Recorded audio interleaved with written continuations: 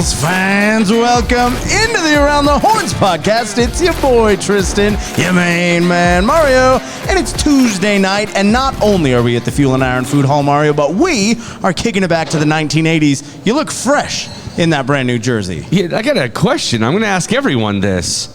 Were you around in the 80s, Tristan? What year were you born in? 94. God dang. Am I the only one here that's from the 80s? Raise your hand if you were alive in the 80s. Yeah, looks like it's just you, Mario. Damn it. All these 06s and 07s. We got some not fans. around. We got some parents out here, too, so I'm not completely alone. Let's ask another important man if he was around in the 80s. Head Coach Chris Wilhite, were you around in the 1980s? I was not. I was born in 93. Boom. Roasted. Give it up for our young head coach of the Pueblo Bulls, Chris Wilhite. Coach, excited to kick it back to the 80s with you this coming weekend, but let's kick it back to just last weekend for a little while. Talk about an awesome weekend of hockey. 4 points taken from the grips of the number one team in the Mountain Division. Talk about what went well Friday. How'd you roll that into Saturday? Yeah, it was awesome. It was a really good weekend for our guys. I think we've played really, really good hockey for 5 games in a row now. But it was just, honestly, it was a revenge game for us. The guys came into Friday there was no other way to other than win. Just kind of like what we talked about last weekend was you don't really want to dwell and think about what happened before break, but it was still there. It still happened, right? And to be honest, our guys didn't forget, and we had to prove our point. And not only to Ogden, but the rest of the division. That was a message sent to the rest of the division.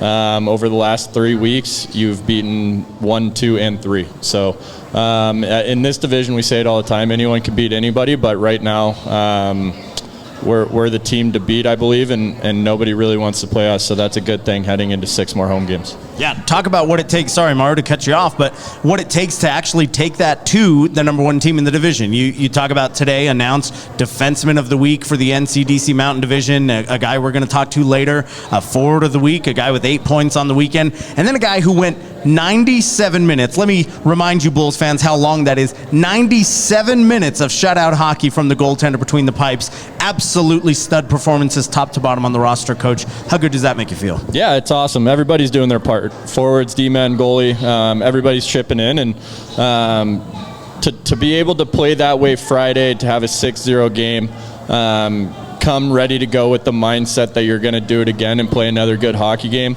To be honest, it's kind of hard.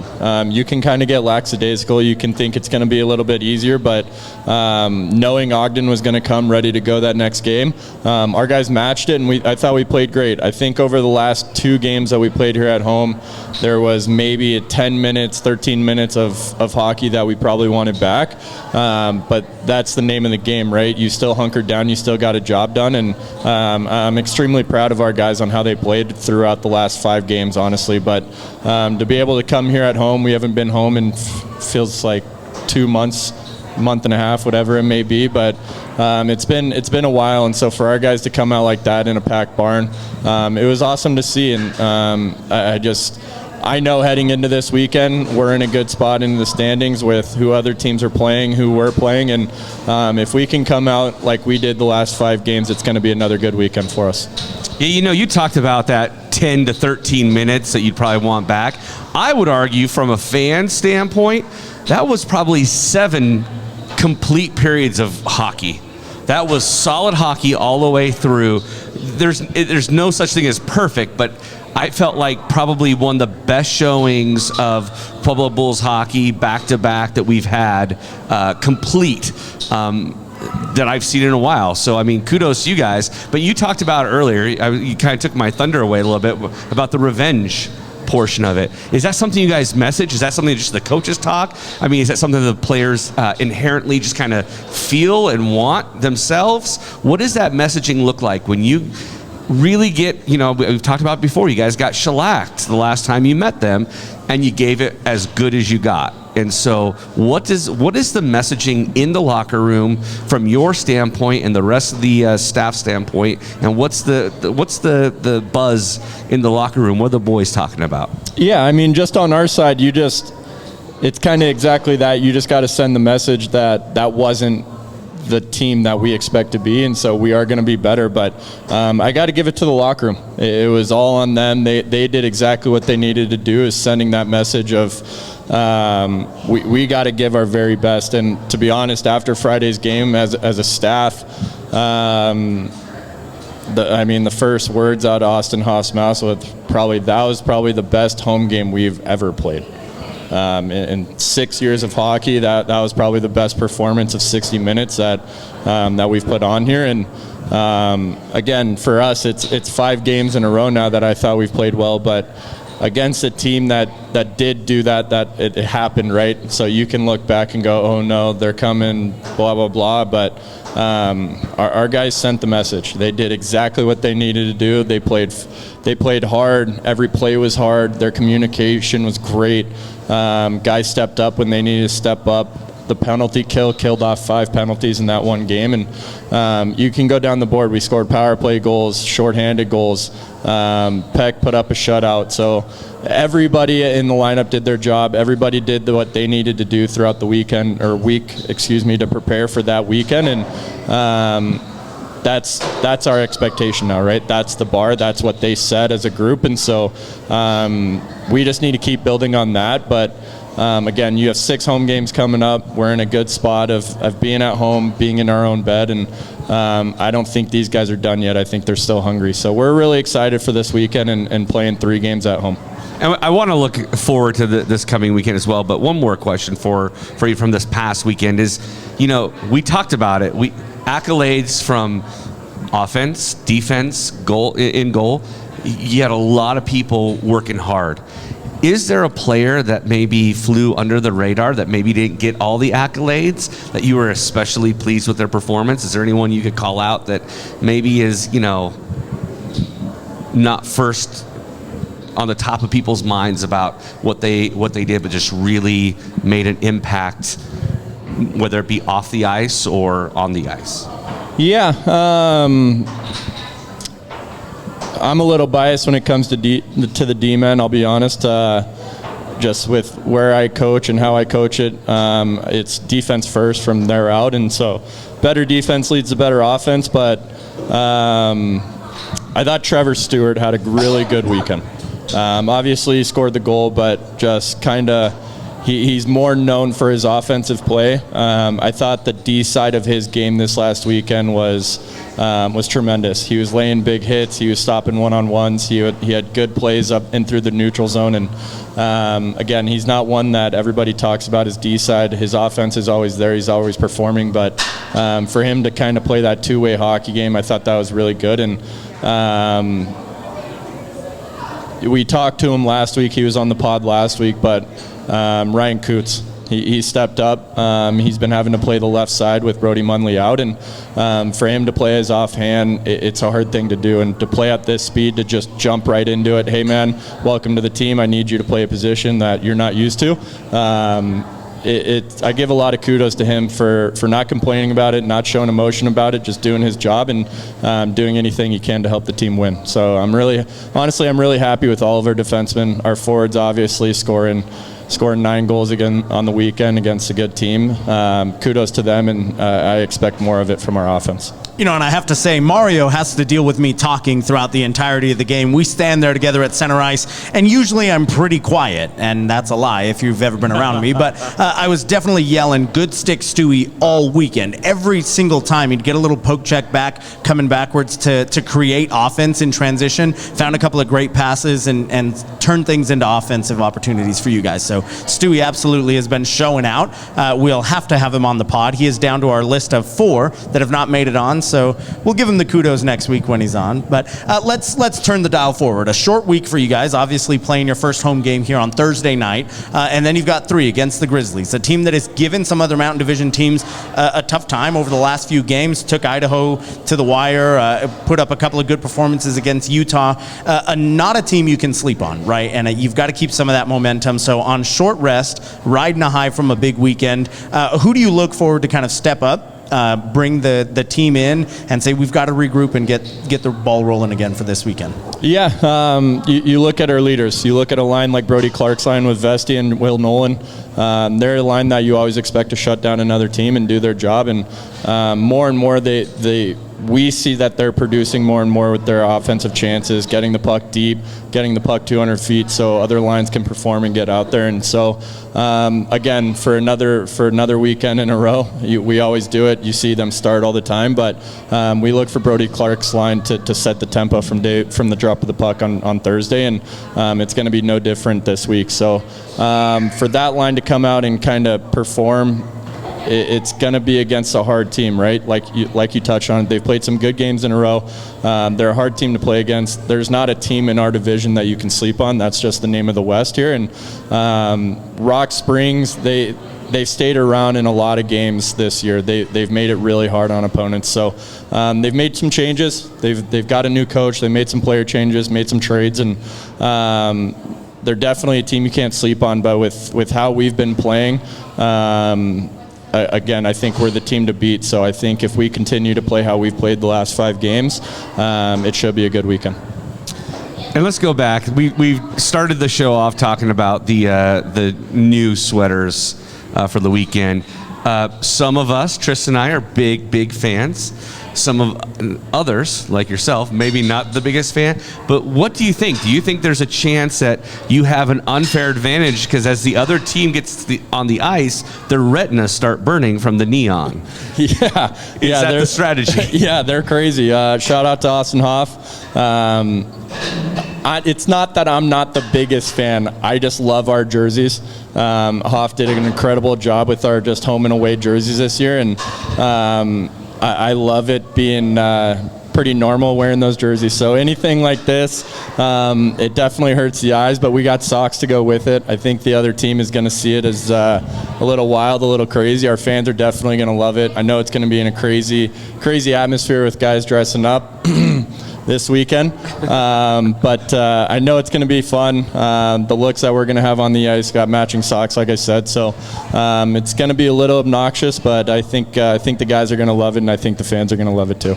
Yeah, and that's not just the jerseys. We're just not kitted out 80s. The music, the entire vibe this weekend. So if you don't love it, if you don't love that 80s music, hey, stay home. But we don't want you to stay home. We want you to come out. We want you to take part in everything we've got going on this weekend, because your Pueblo Bulls, if you didn't read the post about tonight's show, they're hot right now. And it's an exciting time for Bulls hockey for sure. Coach, it's always a pleasure to have you on. Thanks so much for stopping by. Bulls fans, give some love to our Period 1 guest, Chris Wilhite. Coming back for Period 2 and Period 3 on the official place for all things Pueblo Bulls hockey, the Around the Horns podcast. Bulls fans, welcome back to the Around the Horns podcast, Period 2 time, and we are bringing in my personal favorite subject of conversation on the podcast. It feels like this figment of my imagination has finally returned to join us here Tuesday night at Fuel and Iron Food Hall. Bulls fans, can we get some love for our Period 2 guest, Brody Clarke? Brody, before we go into this, I kind of prefaced this before we started recording, but Tristan is either your greatest fan or he's your total op, dude. Like, he is your enemy number one. So it's one or the other. I'm hoping we get to the crux of it tonight. Figure out, does he love you or does he despise you? Yeah, I mean, obviously I hope you're on my side when he's against me, but... Every time, buddy. I got you. He's a hater. I'm not. Yeah, if he's going to tell me it's been too long since I've been on the podcast, like, I'm just going to ask him why I haven't been on yet. Yeah, who sends the invites out? And that's firmly on me, but I had to figure out which side of the Clarke fence I was on this year. So, for instance, last week, our guest Brock Barron joined us and said his hands were not so crispy.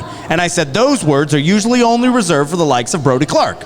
But rewind 2 weeks ago, and I said who was the most explosive offensive player on the Pueblo Bulls ice this weekend, and I said probably Brody Clarke. So maybe it's the bipolar nature of my hot and cold relationship, but Clarke, you're finally here. Let me be the first to tell you, you have absolutely kicked ass this year. You've brought an entirely new energy to the team this year. As a returner, I think people look to you for more leadership. What do you feel like is different for you in year 2 with the Bulls?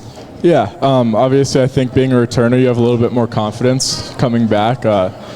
You're not really just trying to survive, you're trying to make an actual impact on the team, and I think kind of knowing what goes on around the team, what's normal, has really helped me be a leader in the locker room. And then just knowing our coaches' systems, kind of knowing what they expect, has kind of allowed me to play a responsible game that I think allows me to play in high pressure moments and ends of periods, starts of periods, and penalty kill and be effective in that area. And talk about the line that Coach just praised up and down the entire period he was talking. You, Vesti, and Nolan bring something more to the ice than just offensive firepower. You bring that leadership trait. You bring the calm as the Storm's about to roll out onto a new home weekend on ice. What do you feel like is special about that line? What do you feel like does the best to complement your game, and how do you feel like you complement your line mates? Yeah, obviously I guess I'll start with what my line mates are and what I think they do really well, and I think I've played obviously most of my Bulls career with Henry Vest, and if I have one word to describe him, it's consistent, reliable. You know exactly what he's going to do, and I think that's really that was 2 words, though. I just want to interrupt. Sorry, that was 2. You said 1 word. They're synonyms. Okay. Close enough. I think you just kind of know what he's going to do, and I think that's helped our chemistry, kind of helped us play together. I kind of know where he's going to be. He knows where I'm going to be. So I think that kind of feeds really well into our line. And then you have Will Nolan, who I think has stepped up and really proved himself this year. Love the kid, works really hard, super nice, but he's the hardest working player on the ice every night, every practice. Just, you know what he's going to do. He's going to go as hard as he can to the wall and get the puck out. He's going to make the right pass. He's not looking to do anything extra, but he's going to look to do the right thing. And I think when you combine all that with kind of my strong suits, which I think are my defensive game and just my consistency, I think I move the puck pretty well in my forecheck. Like, when you combine that all together, we work really well with what we're trying to accomplish as a team within our systems. And I think that keeps us out of trouble in the defensive zone and then creates offense in the offensive zone. Yeah, I would say you guys are definitely disruptors on the ice, which is a great thing to have, right? But I want to talk about, rather than what's going on once the puck drops, I want to talk about once the whistle blows, because we talk about leadership, we talk about just people stepping up. There are no C's or A's on people's sweaters this year at this point, maybe ever. But I noticed this, and I don't know if you can let us peer into this, give us some behind-the-scenes looks, but when stuff hits the fan, and I said stuff, not shit, stuff. When it hits the fan, you're the one talking with the refs, oftentimes. Why is that? And what is the secret to having you out there kind of going back and forth with them? Yeah, obviously I think there's a lot of calls we disagree with, and someone's got to go talk to him, and I kind of took the lead on it once, and I think I kind of got the call overturned, or we got a call back in our favor the next play. So I think kind of from there on, Chris looked at me and was like, hey, go talk to the ref every time, and I've kept doing it. It's not really a secret to it. You know you're walking into a losing battle most of the time. Most of the refs kind of look at you and they're like, we called the penalty, can't do anything about it, go back to the bench. But I think I do a really good job of just keeping cool, not really yelling at the refs, but asking them hard questions, trying to kind of catch them in a lie. I think that's my favorite thing to do, is when they say something, I'm like, wait, that doesn't make sense. You catch them in the lie, and you're like, oh, so that's what you just did. And then it kind of catches them in the lie. I love it. I knew you were out there doing some Jedi mind tricks on these refs, because I feel like when there are those penalties, and we've talked about before, that we disagree with, not that we matter, but we're sitting there and we're watching intently and we're like, this is no way. And you go and chat with him, it seems like things kind of get righted shortly thereafter. So I was just kind of curious as to how that worked out for you. But is that something you enjoy? Is that an additional level of pressure for you, or is it just business as usual? I think it's just kind of business as usual. One thing about it too is like a lot of the time our linesmen are inconsistent with how they drop the pucks. So as a center who takes a lot of defensive zone faceoffs, like I want clarifications on the ruling. Like, am I getting kicked out? Am I getting a warning? Like, are you guys calling the penalty on the second warning? So I think me asking and being curious about that, kind of just to help aid my game, something that kind of drives me to go do that, and not really for the fun of it, just because I think it helps me perform better. Very good. Easy transition here. The other guy you could find talking to the Zebras this weekend, a guy you're very familiar with, and a brand new Bull, but a guy who brings that leadership quality as well. We talked to Cooter last week, and he said he goes way back with you. He's played with you since you were little tykes skating around in 8U. How cool is it to have a guy like that you know really well come back from another Mountain Division team and join you guys mid-season, bring some of that leadership quality? Obviously, we talked about the fact that he was the captain for the Warbirds before he came over. How cool is that to bring a guy like that into the locker room and have him immediately click with the vibe of the team? Yeah, it's awesome. I grew up playing with him in AAA for the Thunderbirds, and then played against him a few years when he was on the Rough Riders, but we worked together over the summers at TPH, which was a hockey school. So just really close with him, know his family pretty well, our parents are friends, so I think that was good just to have another guy like come in that you're familiar with, and people are like, hey, like, what do you think about him? You're like, you say he's an awesome guy, and like you mean it, which is really cool. But I think it kind of shows like what he does on the ice. He's consistent, he plays hard, talks to the refs, like he does all the right things. So I think definitely you can see why he wore the letter in Casper and all the other teams he's been on. And just he's a good guy. Like not the loudest guy, but when he talks, everyone listens, and he's funny, just nice guy. So I think that really helps him fit in our locker room. Yeah, and an easy, I don't know, maybe an easy test we could throw out for him is not one on the ice, but I told Mario I would love to pull a paternity test out and just figure out if Casey Middlestat is that guy's dad, because I don't know if you're familiar with Middlestat's game for the Avs, but they grew up in the same area, play in the same place now, and I think they've got to be like distant cousins, related somehow. Guy looks just like Casey Middlestat. It's the only thing I can see when I look at him. I'll have to do a little further investigating on that, but yeah. We'll see. We'll see if that's just a you thing. Don't dig too deep. Hey, Clarke. Fair enough. This last weekend was a big weekend, and we talked about it with Coach Wilhite. Probably the most complete hockey per period, including that overtime spot. I mean, you guys really were on fire. How important was it for you and the rest of the boys to get out and get after it after, you know, kind of an embarrassing weekend last time you faced them, and just to do it so emphatically and so loudly, to come in there and really make a statement? Yeah, I think the one thing with our league is like there's really not a lot of blowouts, so usually close games, and we've beaten Ogden at home before that. So I think we knew what was possible. We definitely had a little edge in our pride, and we did a few things. We brought in Coots, we brought in Brown, we brought in Brock, and I think those guys meshing with our team after Christmas, they played a huge role for us this weekend. And with the new systems, the new way we're playing, I think we just bought in and knew that like it's nice to be back home after a long road period, and these were games that are going to be instrumental to the rest of the season, how it goes. So just kind of taking advantage of the opportunity that we had to kind of shove it back in Ogden's face. And I think especially with some of our returners, Ogden's been a challenge for us. So just really taking advantage of the opportunity to play them at home twice in sub-degree temperatures when they're on the road. That's got to be difficult for them, but we definitely took advantage of that. It's time now, Clarke, for our favorite portion of the show where we get to ask you about your teammates. Who's the best at things? Who's the worst at things? And I'm sure you've heard these before. Pause not. He's never watched the Around the Horns podcast in 2 years. Found that out earlier. But it's time to ask you, Clarke, on this year's squad, who has the most lethal shot? I think the obvious answers are the Twins and their one-timers, but I think in stride, Jimmy has a really good shot. And you guys saw what Blue can do with the puck from tight angles last weekend. So those guys, but we have a lot of guys in the team who, when they get a really good like step on the puck, they can get a hold of one. Okay, now who is going to be the fastest skater on this year's squad? It's Simon.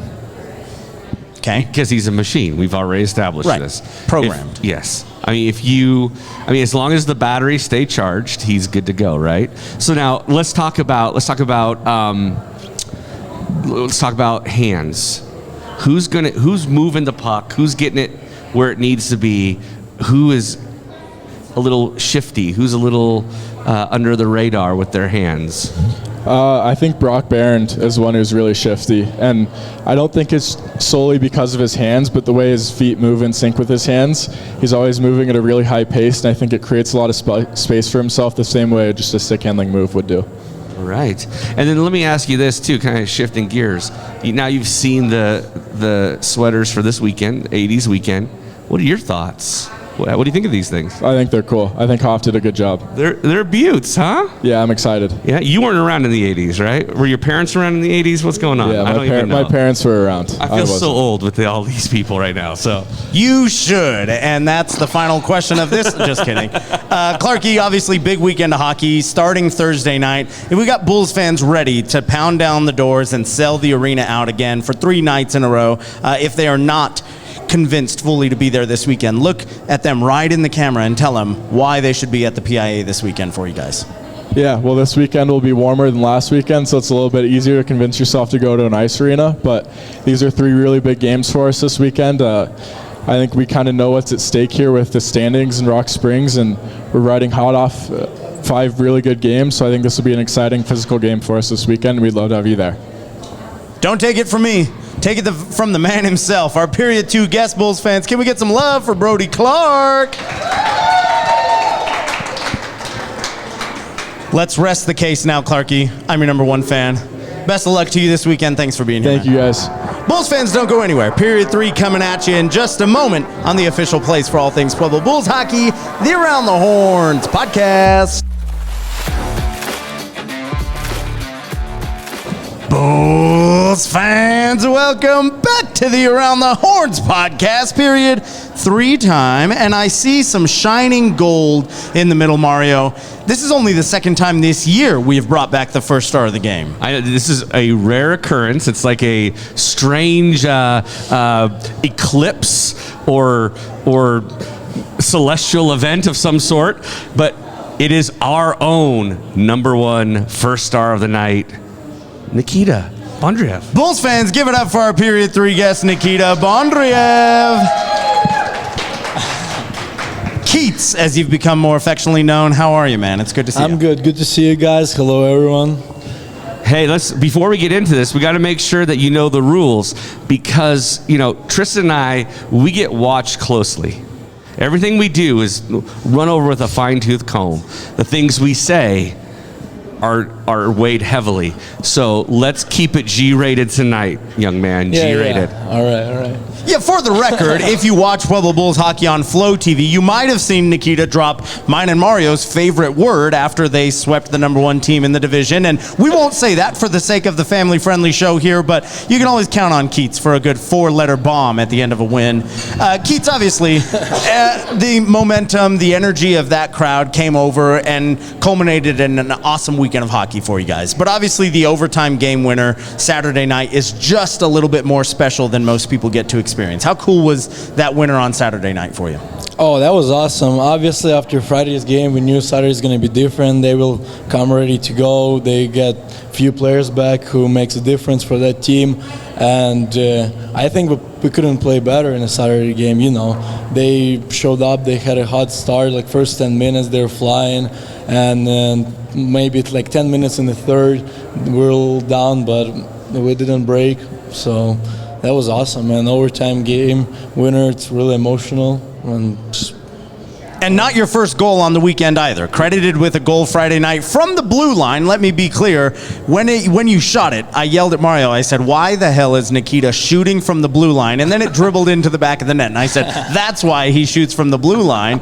You've brought an entirely different dynamic to the team this year. We talked about it with Coach earlier. A lot of offensive-minded defensemen. And you have joined that parade of offense from the blue line this year. What's different for you? What are you seeing that you're liking to put more shots on net?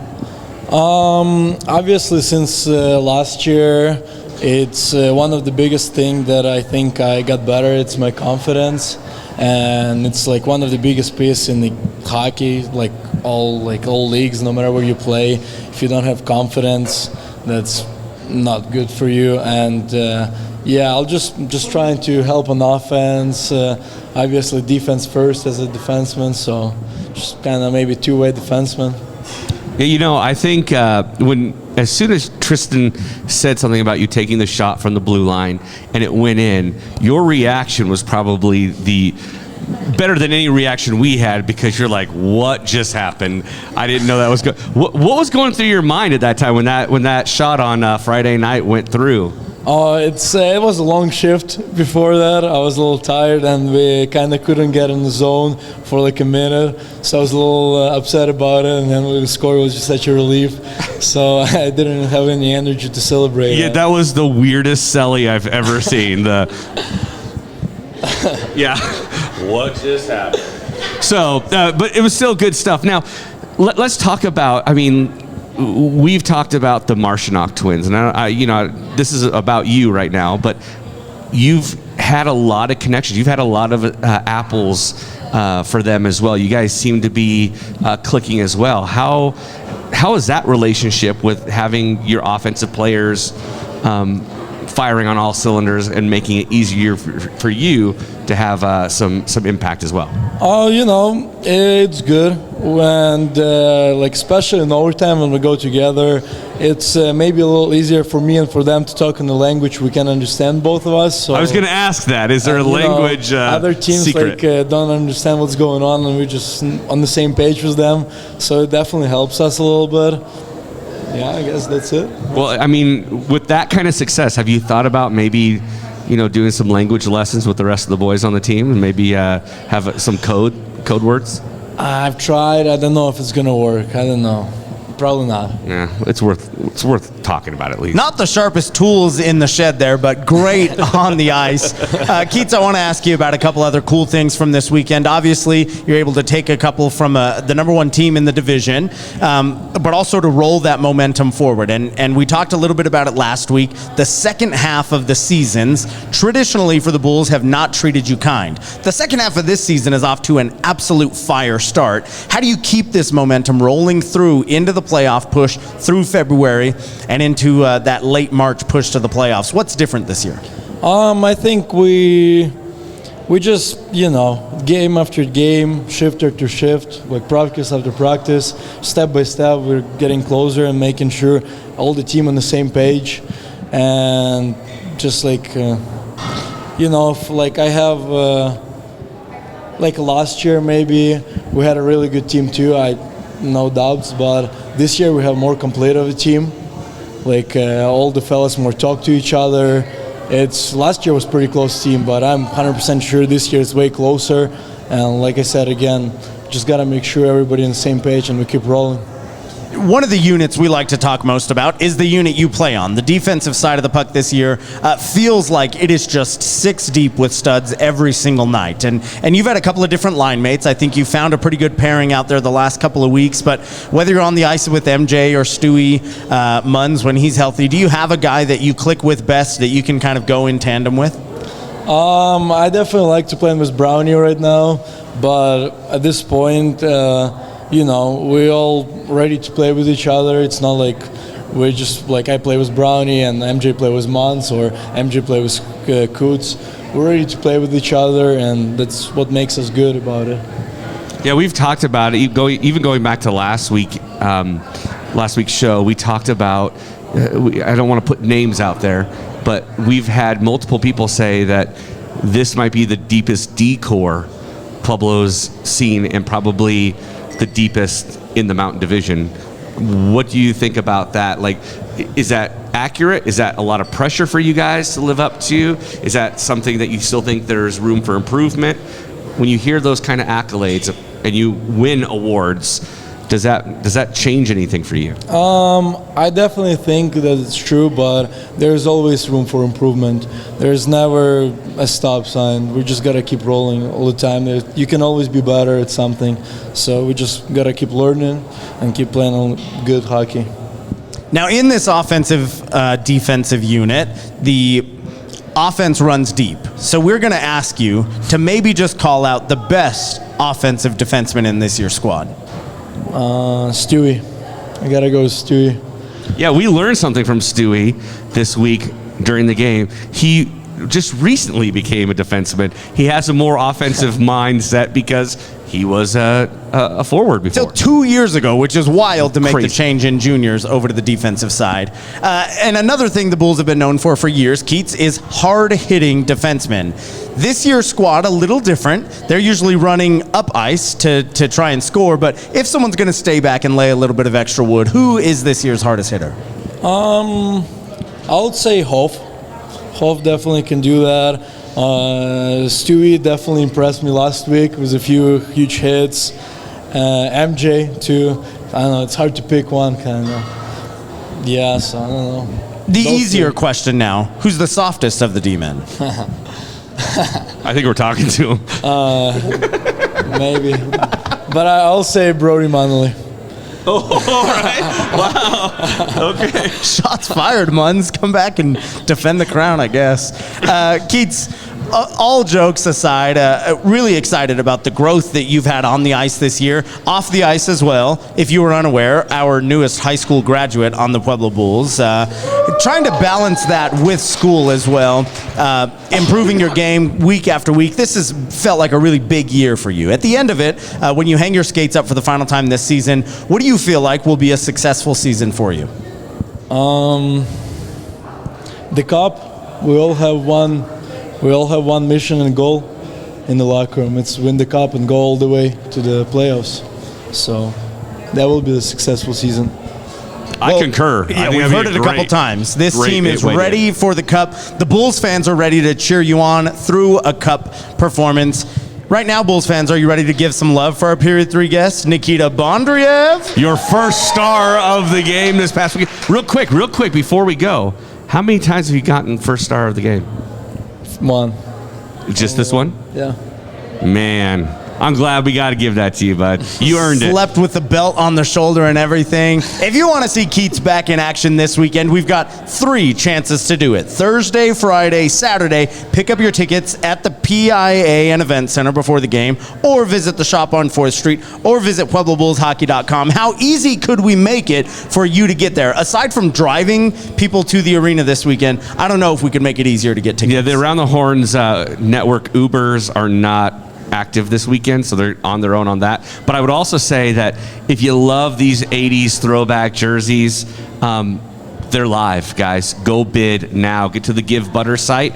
Check out PuebloBullsHockey.com or go to their social media channels and be sure to start getting your bids in now, because I think these are going to be a hot commodity this weekend.